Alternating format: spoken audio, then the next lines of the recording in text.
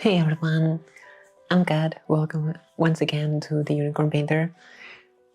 This week we are gonna be painting some Custodians. We are taking my previous paint scheme for them and turning them into like a bit of a more refined and more upgraded color scheme that also doesn't completely clash with the previous one, because for now I want to not have to repaint everything, so my army will fit and the autism will be happy with me being able to fill it all together, you know?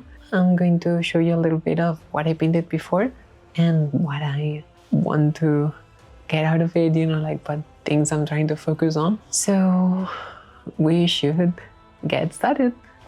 Let's go. So I'm showing you a little bit of what I did in the past. They've been painted a long time ago, like 6 years ago or something like that, if memory doesn't fail me. So they are like a little bit cool, but at the same time they were mostly just painted and I applied streaking rhyme to make them go all crazy and stuff, and then did a very over the top OSL, which was cool, but I think it was not to the best of my ability nowadays. We are painting the new Custodes that came on the release box, the cool FOMO one that I could not resist to.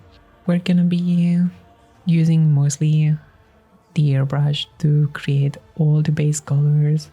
In this case, we're using a darker metallic base to apply to create a little bit of jump in value when we apply aluminum after. I mostly kept them as is with just a little bit of extra detail with a few chains, and very small thing is I added some 3D printed bases that I'm quite happy with the printing. After creating all the metallics, we have to shade them. I'm using Dark Tone by the Army Painter, which has like a really lovely tone for everything that is metallics. In this case, I just added like 1 part of speed paint medium to slightly dilute it and be able to just apply 2 thin washes on top of it so it can look deeper, but at the same time it doesn't pull as much, and it has a lovely tint to every single part of the armor.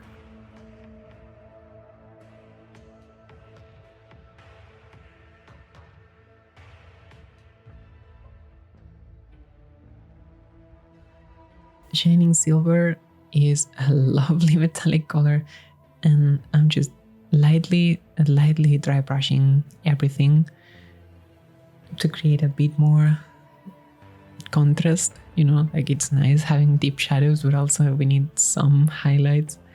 I was not very sure on what I wanted to do with the gold, and I grabbed a dozen or so of the gold paints that I had laying around, and at the end of the day I ended up using my favorite gold, like the one that I don't have to mix with anything else, that is Negro Gold,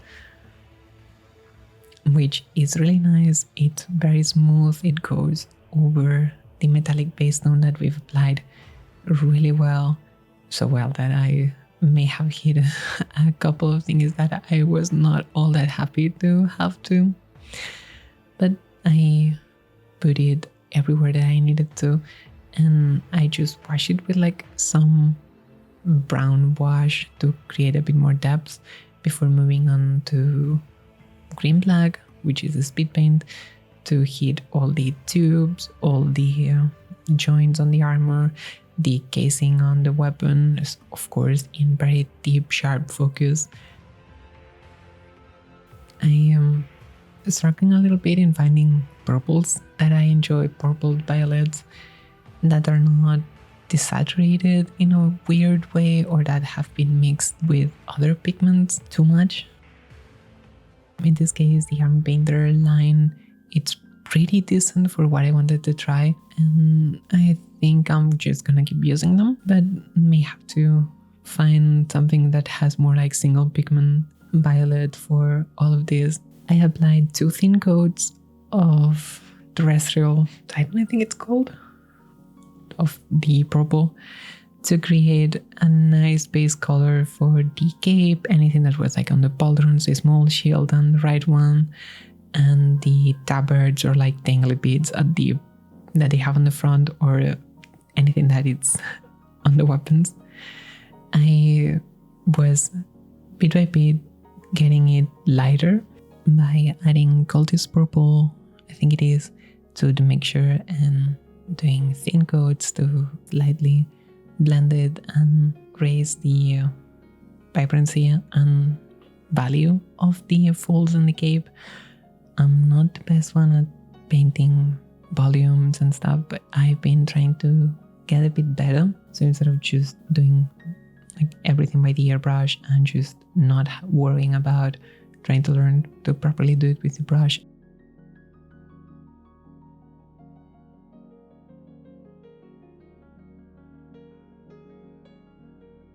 I started doing it by the brush and then just blended everything a bit more with the airbrush before wanting to add a little bit more shade on the recesses of the cape, which for it I just diluted some Hive Dweller purple, like 50-50.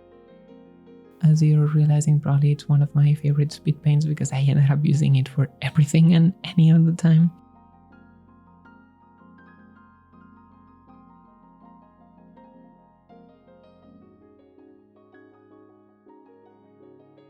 I'm just showing you a little bit on the faces, but most of the footage was not really easy to capture, so I may end up doing a short or something else just showing you how to paint faces like I do in this very sort of pale, sicklish tone. But the baseline is just a base color, like a really light flash, some, in this case, I think Reclon flash shade to establish a little bit of the liveliness on the face, and a few more details, but that was mostly it.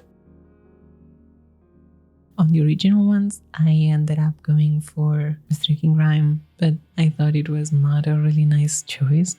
I think it was just like, oh, I wanted an army and I wanted it quickly, so I just picked something that everyone was using at that time, like, oh, it's out in a bottle kind of deal. And I moved now to creating like a 50-50 wash of oil paints. In this case, it's burnt umber and ivory black. And I washed anything that was purple, all the metallics. The only thing that I did not wash were the bases or the faces.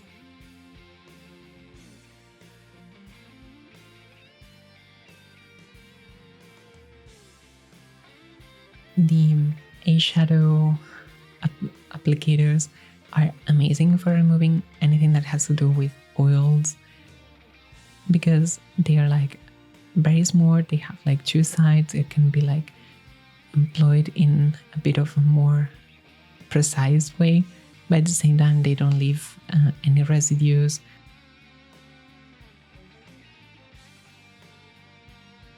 Well, the oils were completely drying, well, at least to the touch, I went with some 50-50 deck tan and black to establish a little bit the base tone for the bases and the ground, and then just pure deck tan but quite diluted, so I just wanted to create like a nice tonal difference, but I didn't want like super harsh colors. Why? Because like when we wash it with some Agrath Earth shade diluted with speed paint medium and just like a drop of matte varnish, they look amazing. And while we were waiting again for something to dry, we just hitting the capes with violet cotton, one of the higher colors on the flexible triad from the Army Painter, for the purples. It's just to catch up a little bit the edges. And here comes the part that I'm still pretty terrible at, which is painting gemstones. I think look okay. I went with a base coat of black with some jade color at the bottom right side of the gems. I should have been a bit more careful on like the light placement in some of them, but you know, I haven't done them in forever, so I added then after some aquamarine in like a smaller part at the bottom right, and just a touch of white on the opposite corner, you know, like that reflection of light coming into the gemstone. I'm not an expert.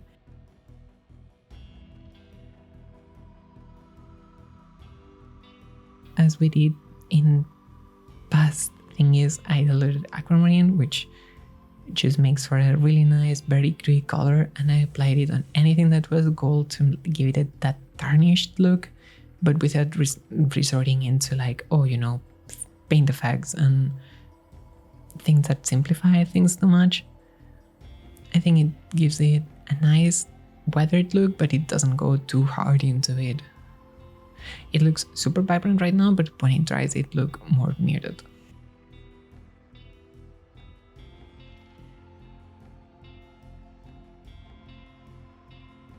I tried to glue the head and apply a little bit of pressure, and it kind of went flying away. But yeah, nothing happened to it. I'm mixing fresh rust and dark rust to create like a nice tone for anything that is more metallic and that apply that weathering to it. It gives a really nice color that is not too dark, it's not too bright, and if you dilute it, it creates like a really nice patina of rust on whatever you apply. It gives it that slight texture of rusting metals, but it doesn't give it too much texture or just the color, you know, which sometimes it's a problem with texture paints and effect paints. I applied it to some places that maybe water or other weathering agents would like kind of pull and start rusting everything, like the chains, the bottoms of the shoes, the bases. And then move on to putting the same stuff that I used for my previous attempt at Custodes, which is almost everything for that Highland set by Gamer's Grass.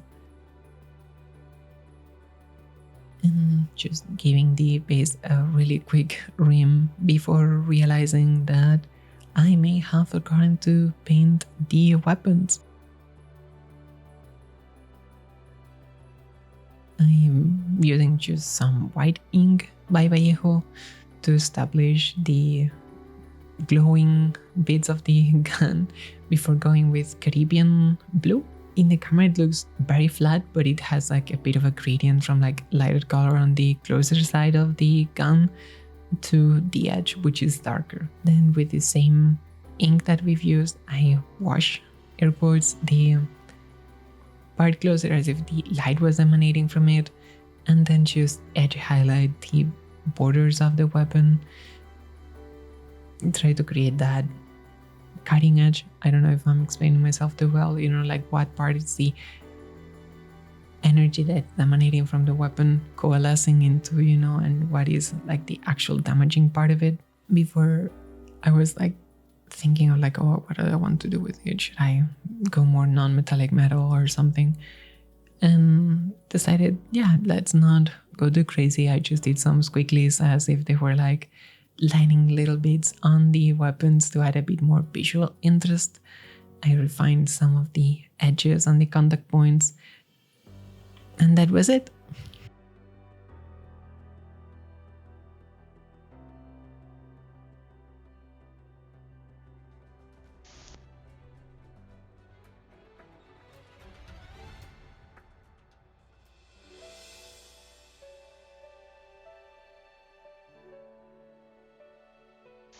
That was it for this week. I hope you enjoyed the upgrade and a little bit of a facelift to the Custodes and how I approached it. My objective was to also give you an idea on like, okay, what happens when you've been collecting an army for a long time and you want to do better and like, oh, you know, my skills have improved. It's been 5 years since I was painting these silly little guys, and now I want to do better and create something that resembles them, but at the same time it's more interesting to see. So I hope I managed to pass on some of my brain thoughts, let's call them. So remember, we have a Discord community. It's kind of small at the moment, but I think you would love it if you give it a chance. And if you enjoyed the video, give it a like and subscribe. You know, you can press all those buttons and help me out a lot. So, okay, I'll see you next week with 99.9% more chances of Custodes. So, bye-bye.